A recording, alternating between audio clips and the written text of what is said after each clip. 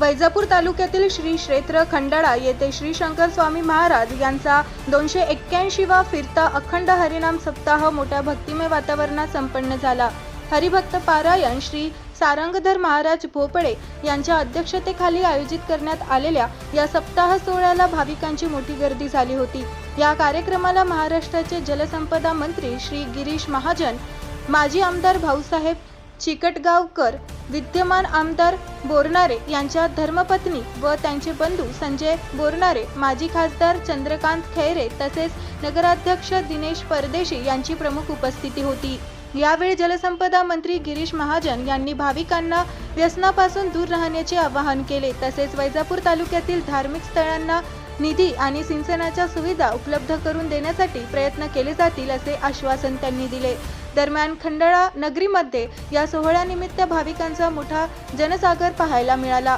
हरिभक्त पारायण श्री सारंगधर महाराज भोपळे यांच्या मधुर वाणीतून झालेल्या काल्याच्या कीर्तनाचा लाखो भाविकांनी भक्तिभावाने आस्वाद घेतला। कीर्तनानंतर भाविकांनी महाप्रसादाचा लाभ घेतला आणि यानंतर 281वा फिरत्या अखंड हरिनाम सप्ताहाची भक्तिमय वातावरणात सांगता करण्यात आली।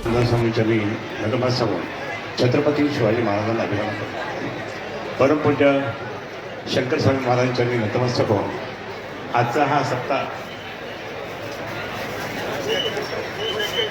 281वा सप्ताह या ठिकाणी होत आहे आणि अनेक वेळेस या ठिकाणी सप्ताहाला माझी भेट आम्ही नेहमी होत असतो आणि नेहमीच त्या ठिकाणी येत असतो।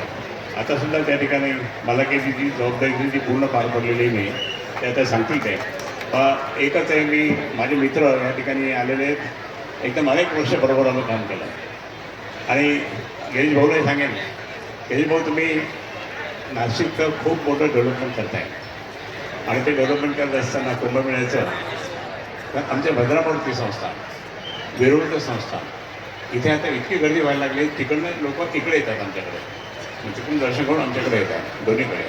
तर माझी विनंती अशी आहे की तुम्ही पण एकदा येऊन जावं, पाहून जावं। तुम्ही ज्यावेळेस मला फक्त फोन करा, मी तिथे हजर राहील। दोन्ही ठिकाणी तुम्हाला घेऊन जातो, वेरूळ नाही आणि प्रश्नाचंच नाही, खूप चांगल्या पद्धतीने त्या ठिकाणी डेव्हलपमेंट होत आहे। आज बरोबर गिरीश भाऊनी खूप जबरदस्त पण त्या ठिकाणी केलं।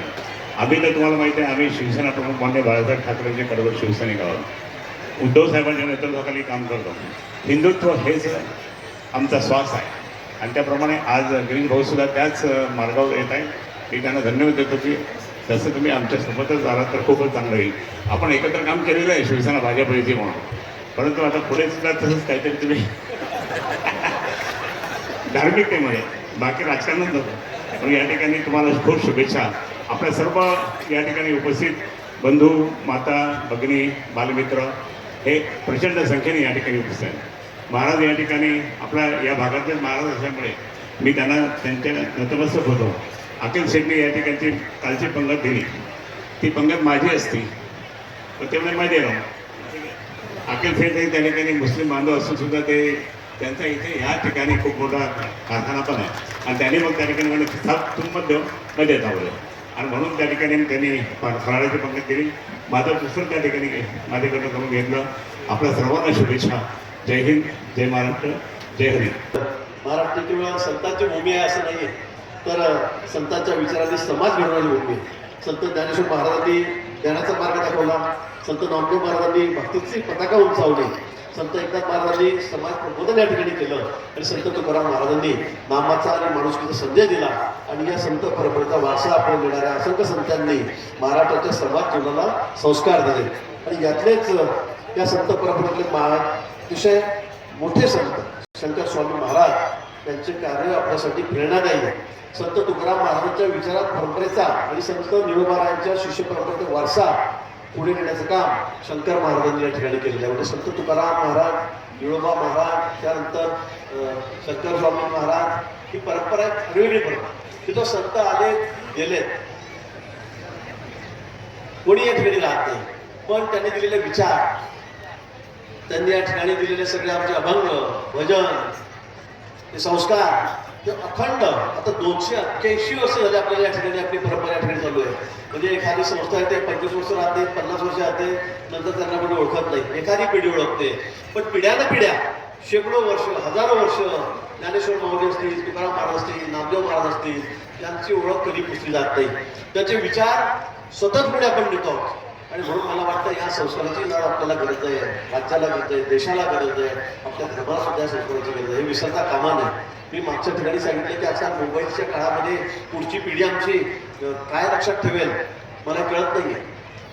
मुलांना लहानपणी जेवता जेवता सुद्धा मोबाईलच दाखवावा लागतो, तसे जेवतच नाहीये. बरं तरी ते सगळे आजोबा बसलेले आहेत, आई वडील पण आहेत, मुलांना मोबाईल दाखवण्यासाठी माझं तसंच आहे. माझे नातं लहान लहान 3 वर्षाचे 5 वर्षाचे, पण त्यांना मोबाईल दाखवण्यासाठी जेवतच नाही. आता या असं जर हे संस्कार सांगेल कोण, ते दाखवेल कोण, ऐकवेल कोण? तर मला वाटतं अशा सप्ताहाची या ठिकाणी गरज आहे. आज आपण एवढ्या मोठ्या संख्येमध्ये ग्रामीण भागातून आणला, भक्तिभावनेला कोणी पायी चालत आलं, कोणी गाडी मिळेल त्या वाहनाने आपण या ठिकाणी येतात. मला वाटतं चांगले संस्कार या ठिकाणी या माध्यमातून, या सप्ताहाच्या माध्यमातून आपल्याला ठिकाणी मिळत असतात.